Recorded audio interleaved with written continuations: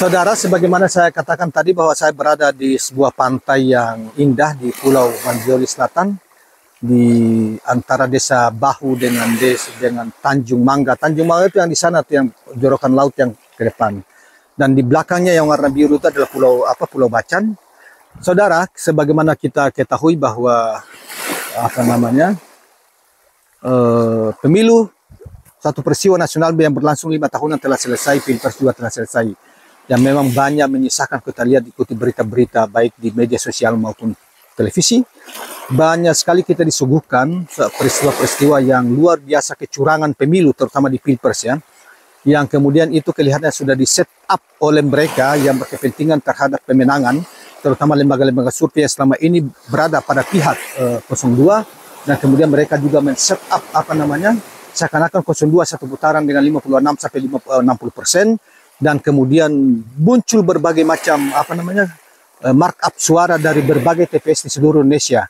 Di Maluku Utara juga seperti itu juga terjadi ya, bukan hanya di Pulau Jawa atau Sumatera atau di Papua atau di Maluku, tapi di Tengah Selatan, Jakarta dan lain sebagainya, tapi berlangsung seluruh Indonesia. Di mana salah satu contohnya misalnya di Malang misalnya itu ada satu TPS sampai menghasilkan suara satu TPS tapi Prabowo Subianto 02 mendapatkan 162.000 misalnya. Tapi rata-rata adalah markup suara yang dari misalnya dapat 160 dibikin 800 suara di kota Ternate. Padahal diketahui bahwa menurut aturan itu satu TPS maksimal maksimal ada 300 orang. Tetapi bagaimana bisa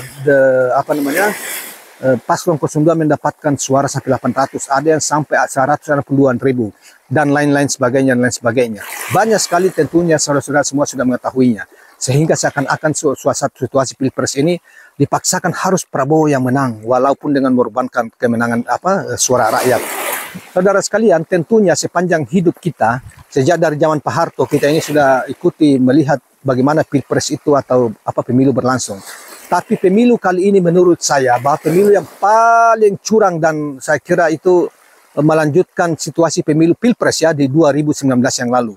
Sehingga saya berkesimpulan settingan ini adalah settingan Jokowi ya, Presiden Jokowi yang dulu ketika tahun 2019 juga sama, di setting lembaga-lembaga survei, kemudian KPU menyesuaikan suara presentasi itu, menyicil suara kandidat lain seperti yang diumumkan oleh Kitkan atau lembaga-lembaga survei bayaran mereka.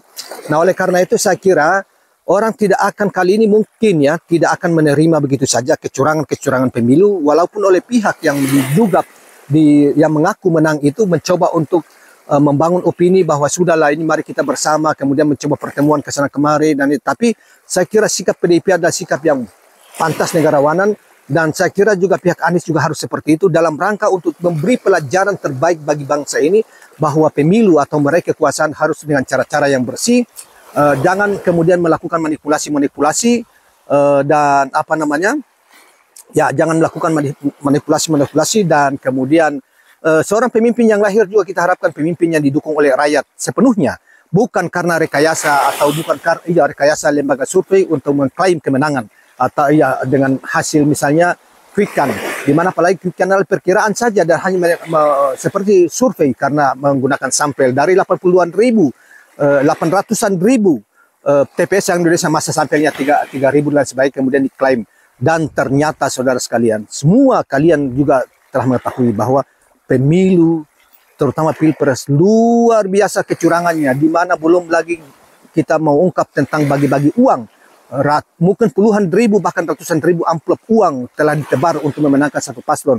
Itu terjadi di Jakarta, terjadi di mana-mana, terutama di Pulau Jawa, di mana penetrasi cara politik uang begitu masif. Oleh karena itu perlu saya kira kita mendukung upaya-upaya hukum yang dilakukan oleh baik itu mereka yang berempati terhadap pemilu, termasuk juga pihak Ganjar maupun oleh Anies, untuk terus membongkar berbagai kecurangan pemilu, terutama Pilpres ini bongkar dan harus kita berharap juga pers juga harus mengungkap itu supaya di masa yang akan datang itu tidak terjadi seperti itu. Sayang sekali Prabowo mungkin setelah bergaul dengan Presiden Jokowi telah banyak dipengaruhi oleh cara-cara kotor yang pernah dilakukan di masa yang lalu, sehingga Prabowo seakan-akan mengejar kekuasaan dengan cara yang kotor.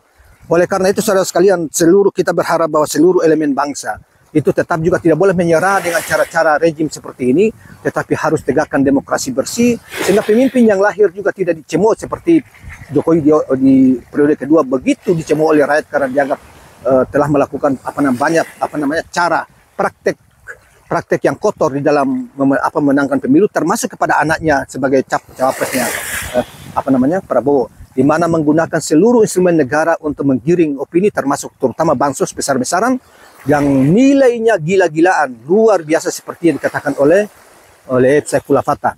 Saudara sekalian, tentang hasil pemilu, pemilu di sini di Kabupaten Halmahera Selatan, terutama saya sampai sekarang ini juga masih berada di kampung, yaitu di ibu kota kecamatan Manjoli Selatan di Desa Jiko. Di ibu kota kecamatan memang Anies memenangkan secara telak Pilpres, tetapi memang di kiri kanan desa itu dimenangkan oleh Prabowo dengan angka yang tipis.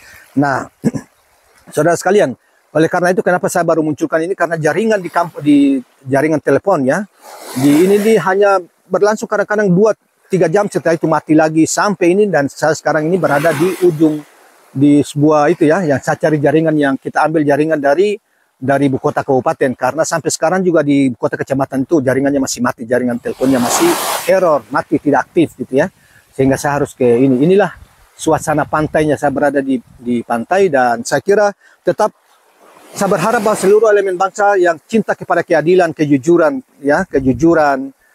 terhadap demokrasi yang jujur, pemimpin yang harus mendapatkan legitimasi rakyat dan menghargai pendapat rakyat, terutama suara di pemilu ini, harus tetap berjuang untuk menegakkan keadilan, kejujuran pemilu, baik di Pilpres maupun di legislatif, dan terutama di Pilpres jangan kendor, sehingga siapapun yang terpilih seperti Prabowo atau Ganjar atau Anies itu lahir pemimpin yang terhormat, tidak lahir seorang pemimpin yang lahir dari kecurangan. Dia akan dihormati kalau dia tidak curang. Pemimpin yang dihormati, dihargai oleh seluruh rakyat Indonesia. Tetapi kalau pemimpin itu lahir dari kecurangan, cara-cara kotor, yang kemudian dibasi dengan cara demokrasi misalnya, padahal demokrasi mensyaratkan keadilan, kejujuran dan lain sebagainya. Tetapi kalau demokrasi dikotori oleh cara-cara untuk kepentingan semata kekuasaan, itu adalah cara yang nista, dan itu tidak harus dilakukan oleh Prabowo. Andaikan kalau itu disebahkan ke dia, maka tentunya kita berbangga jika Prabowo yang memenangkan. Tetapi kemenangan kalau dibangun dengan kecurangan, dengan penuh rekayasa, tentunya itu cara yang nista, dan itu bukan cara yang demokratis. Dan itu akan Prabowo, jika dipaksakan rejim ini, maka Prabowo akan menanggung malu seperti diejek dan dihina oleh masyarakat secara luas, karena dianggap bahwa dia mendapatkan kekuasaan dengan cara-cara yang nista, ketidakjujuran, ketidakadilan, dan lain sebagainya, dengan eksploitasi suara rakyat. Oleh karena itu, kawan-kawan sekalian, ayo mari kita sama-sama menjunjung tinggi demokrasi, dan mudah-mudahan itu KPU bisa mengikuti itu, dan mudah-mudahan tidak harus 2 putaran, tetapi kalau harus 2 putaran, maka tegakkanlah 2 putaran. Siapapun pemenangnya, kita harus junjung tinggi, asal pemenangnya menggunakan cara-cara demokratis, bukan cara-cara zalim, cara-cara yang tidak benar, sehingga pemimpin yang lahir memiliki legitimasi yang kuat. Demikianlah kawan-kawan sekalian, mudah-mudahan bermanfaat. Jangan lupa subscribe, like, dan share channel ini. Assalamualaikum warahmatullahi wabarakatuh.